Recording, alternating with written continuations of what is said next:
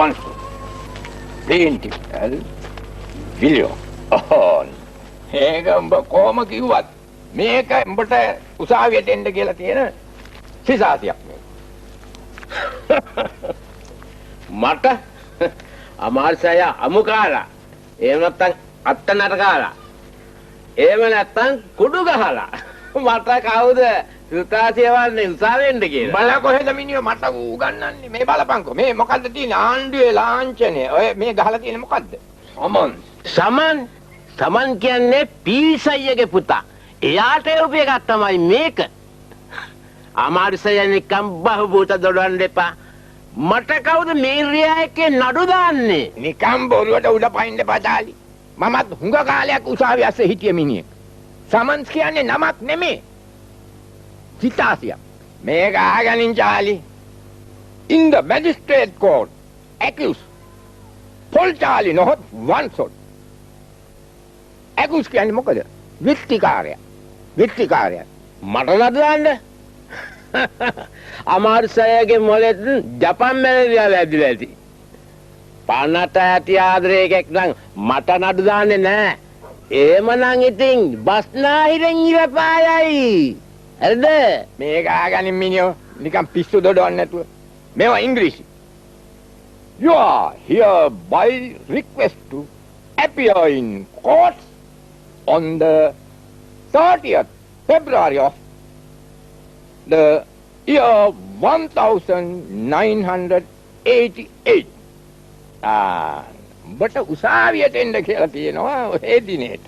මොන ඉංග්‍රීසියෙන් කිව්වත් වෙන්න බෑ. අප බ්‍රන්සන් ඔකේ ඉඳින් මිනිහෝ මට උසාවියෙන් එන්නේ කියලා මේකේ තියෙන්නේ. මට උසාවියෙන්ද අමාල්සෑගේ ඔළුව අප්සෙට් ගහලා. තමුසේ මම කවුද කියලා දන්නවද? තමුසේගේ වයස බලලයි මම නිකන් ඉන්නේ. ඕ එන්නේ අපේ ඉංග්‍රීසි මාස්ටර් අපි අහමුකෝ යාගෙන් බලන්න මගේ වචනේ බොද්ද කියලා බලන්න. යන්කෝ. මාස්ටර් මං කවුද කියලා දන්නවද? මම one shot. හරිද? මම one shot. මම නෑ සර් නෑ කතාව අහනවා. මම මේක බලාගන්න. මොකක්ද? මාස්ටර් මේක වැතක දාන්න. මෙන්න මේක කියවන්න. මොකක්ද මේක තේරුම? කියවන්නකො බමුණා වගේ බලා ඉන්නේ මේක කියවන්නකො.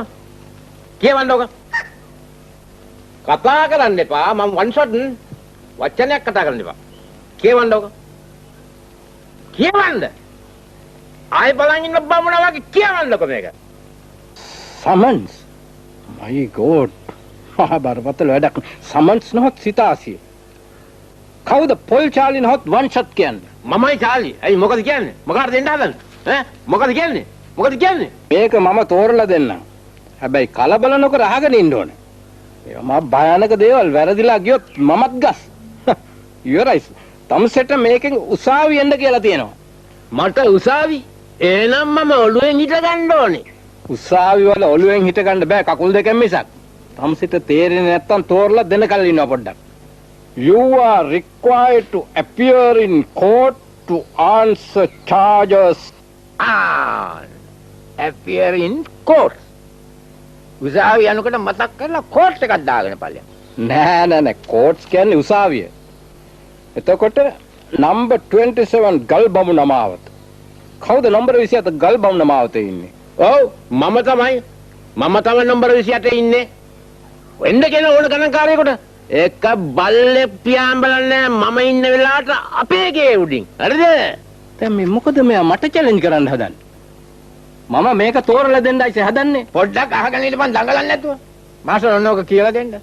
මේ තියෙන්නේ ප්ලේන්ටිෆ්. පැමිණිලිකරු කවුද? L William. ඔය තියෙන්නේ. හරි කඩේ විලියම් කාර්යනේ. එයා තමා ප්ලේන්ටිෆ් පැමිණිලිකාරයා. ප්ලේන්ටි විලියම් කාර්යය කඩේ කොහෙද ප්ලේන්ටි එක සිල්ලර් බඩු කඩුවක්. එතනම බොරුවනේ. එතනම බොරුව. accused ඩී චාර්ලිස් නොහොත් පොල් චාලි නොහොත් one shot. ඔව් හරි. මොකද්ද මාගෙන කියන්නේ? මොකද? තමුසේ තමයි accused. චූදිතයා. තමුසේ. එහෙනම් තමුසේ මොකද්ද? නිකන් කැත වචන කියන්න එපා.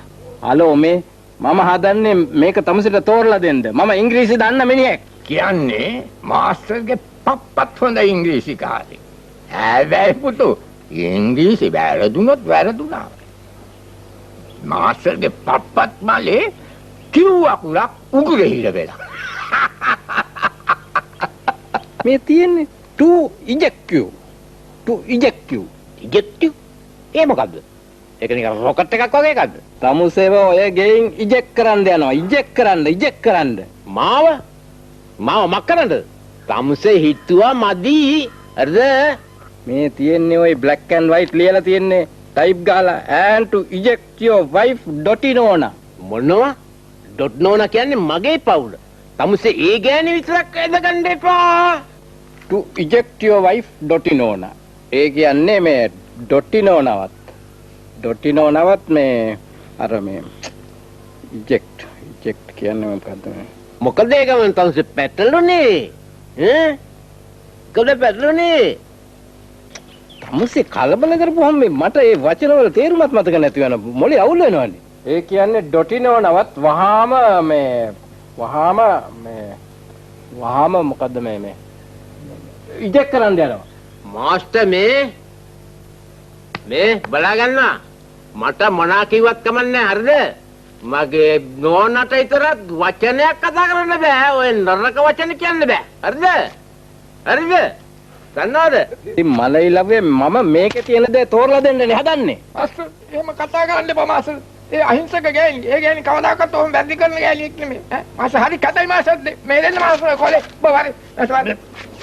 මාස්ටර් තවස දැනගන්නවා අමාරුසින්ද මම ජේතවා කියලා හිතන්නේ. නැත්නම් මම වන් ෂොට් දෙන්නද? වන් ෂොට්. බලන්නකො හලෝ මොම් පුදුම මිනිස්සුනේ. මම ඉංග්‍රීසි නොදැන හිටියනම් මේ අපහසේ විඳින්නේ නෑනේ.